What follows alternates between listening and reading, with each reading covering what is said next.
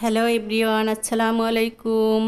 যে যেখান থেকে ভিডিওটি দেখছেন প্লিজ শেয়ার করে দিবেন। আজকে আমি আপনাদেরকে দেখাবো টমেটো সংরক্ষণ পদ্ধতি। টমেটো সংরক্ষণ করার জন্য আমি প্রথমেই টমেটোগুলোকে টুকরো করে কেটে নিব।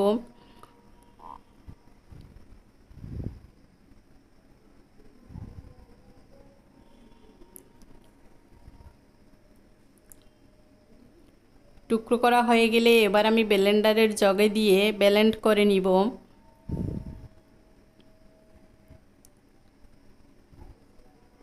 ব্লেন্ড করে আমি এভাবে একটা ছড়ানো পাত্রে ছড়িয়ে দিব।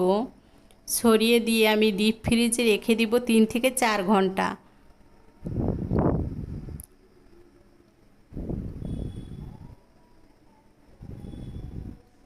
ডিপ ফ্রিজ থেকে নামিয়ে এভাবে আমি টুকরো করে নিব।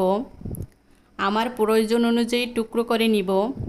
ছোট বড় মাঝারি টুকরো করে নিব। আমার যখন যেটা প্রয়োজন হবে সেটা আমি ব্যবহার করব। যে কোনো মাছ বা মাংসের সাথে এক টুকরো দিয়ে দিলে এর স্বাদ দ্বিগুণ হয়ে যায়।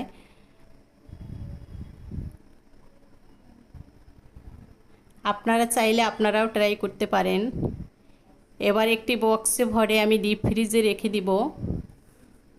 আমার যখন প্রয়োজন হবে তখন আমি নামিয়ে এক টুকরো বা 2 টুকরো যখন যা প্রয়োজন ব্যবহার করব। ভিডিওটি কে কোথা থেকে দেখছেন জানাবেন।